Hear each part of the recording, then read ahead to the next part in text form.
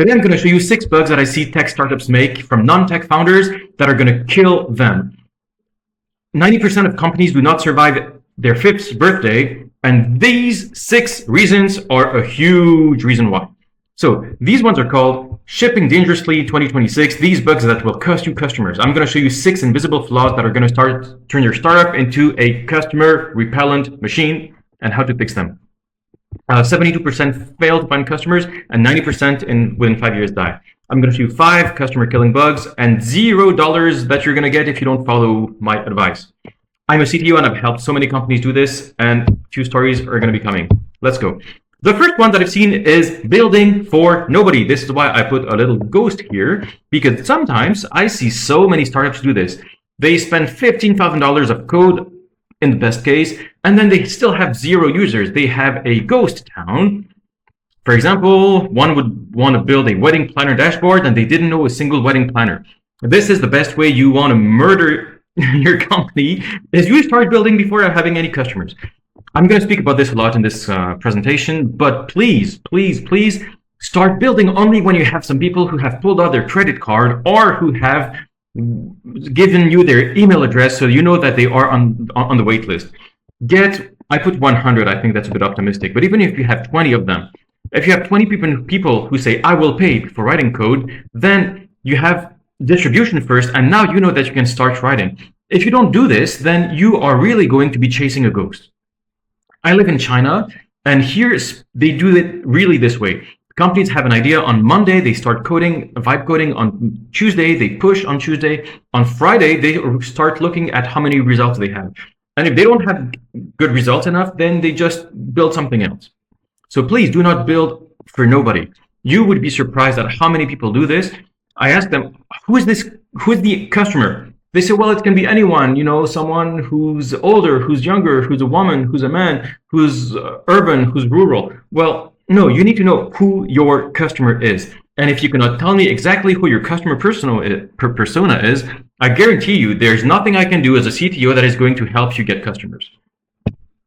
The next thing is fake validation. It's kind of related to the previous one. If you ask your friends and your colleagues, hey, would you buy this? Everyone is going to want to be nice to you, and they're going to say, yeah, of course, I'm going to buy that. And that's what everyone says when they don't buy. One of my customers was a trainer, and he wanted to have this app that was going to help fitness trainers with their calendars. 10 of his colleagues told him, yeah, that's a great idea to handle customers and no-shows. And all 10 of them told him, yeah, that would be nice and that they would definitely use it. But when he finally produced it and gave it to them, nobody really wanted to use it because guess what? He was actually competing against Google Calendar. And you cannot compete against free. If your competition is free, well, it doesn't matter all the nice words that your friends are going to tell you. At the end of the day, there's only one thing that is going to matter, is either pre-order or GTFO. $20 today is way better than maybe next month. This is really what you want to do. This is why I said it's kind of related to this previous slide. And I cannot hint this enough. I know on this channel, we speak about technical a lot. We speak about vibe coding. We speak about AI. We speak about LLMs. We speak about Chinese technology. But still, at the end of the day, we're trying to sell. And if you do not sell, it doesn't matter what you build. If you do not have a customer persona, then you're just going to be building a graveyard. This is the first thing that any of my customers is going to have to go through, is going through a customer persona. The third thing that I see is bad onboarding. Users arrive excited and 30 seconds later, they're gone. So a few years ago, I was a crypto developer and we were in an agency. We were selling. We had 5,000 signups for one of our customers and 0 retained. Nobody found the connect button. That's not exactly true. What exactly happened is there were 6 or 7 of us working on the project. The project manager, the CTO, the developers, the designers. And it was a very nice product where it was for French rappers who wanted some NFTs about themselves. And you could put the NFTs together, so you could put the singer together with a microphone or an accessory, and then together they would be bundled, and then you could fight them against another bundle. I mean, the idea was great. It was like a video game with your favorite rappers. But in the end of the day, it was something very difficult to understand. I couldn't understand how to use it, and I was the one building it. So you can guess, when users arrived on the website and they just saw hashes, MD5s, and addresses, and yeah, nobody understood. They spent millions on this. I mean, maybe not millions. They spent so much money on this project because there were 6 of us for 6 months. Yeah, they did spend a lot. So once you have an app, watch a stranger use your app. If you hesitate, you know that you lose them. It's the same thing as building for nobody. If you do not know exactly who will be your user, it's like if you're building for nobody, you're building a ghost town.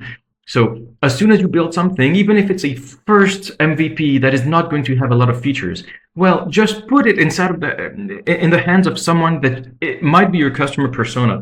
And if they don't use it, then don't go build any further. I mean, I can teach you how to use AI. I can teach you how to use the best LLMs and Qwens and Kimi Code and Moonshot and Drupal and Cloud Code and OpenAI. Yeah, but at the end of the day, we are building not for a hobby. We're building because we want to make money. So build an MVP and do not build more than that. Put it in front of a customer first, and then we can see how to build more. So, which brings me to the next feature, the next slide, the feature bloat.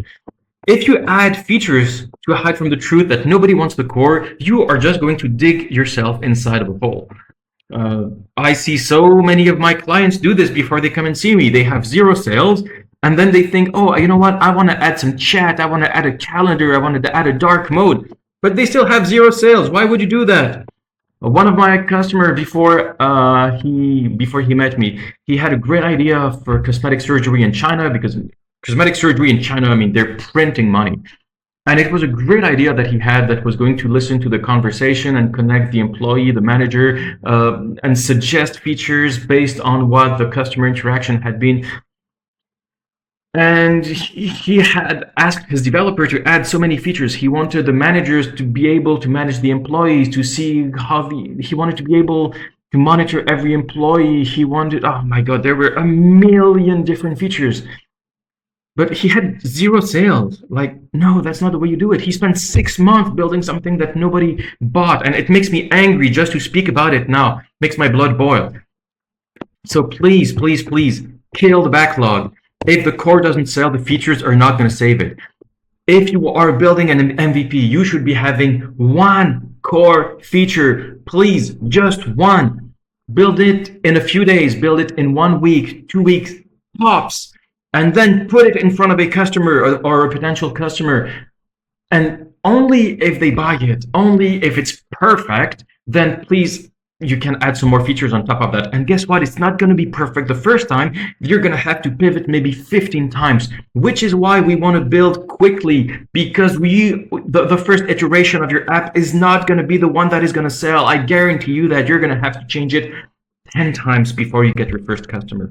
So please, we want to build fast. This is why on this channel we are going to use technology that is free to use, because we're going to be using it a lot, and we want to build it fast because we are going to have to change it and change it and change it and change it. So please, 1 feature, that's all. Next thing that I see is unbounded costs. Okay, so congratulations. You finally found the great customer persona and they like your features. You went viral, congratulations, and now your API bill is $3,000 and your revenue still might be 0. This is something that you might have further down the line when your AI tool just blew up and bots hammered the API all weekend and you got 1 invoice and no money. Yeah, this is what happens when, for example, one of my customers wanted to build a Chinese, it was an app to learn Chinese, and he had 1,000 illustrations that he wanted to generate with OpenAI or Gemini or Nano Banana, I don't know. And his app, like his API, like hammered. And at the end, he woke up in the morning with $3,000 gone from his bank account, or 1,000, I don't know. But basically, yeah. This is what happens because he didn't use any cap spending. So when you launch, it's good to have some cap spending before launch. Any AI that you use, any third data API is going to give you the option to have a budget. Say, okay, please spend $500 on this maximum. And if you want to overcharge, then just stop it. you can use a data gap or a budget limits or just a monitoring tool that is going to send you an SMS that is going to say, hey, we're spending a lot of money on this feature. I mean, this is not the worst case scenario because that means that you have a tool that is working and people are using it, but it's really too bad to kill your product development when it should be going as fast as possible. You want your launch to go fast. So yeah, cap spending before launch, and success should make you money, not cost you. Finally, the last thing is zero moat. Well, it's very good that you're able to vibe code, and on this channel, I show you how to vibe code, which tools to use. But the reality is, if you're coding whatever that is going to have competition, well, you're going to have some AI that is going to clone your app in 48 hours.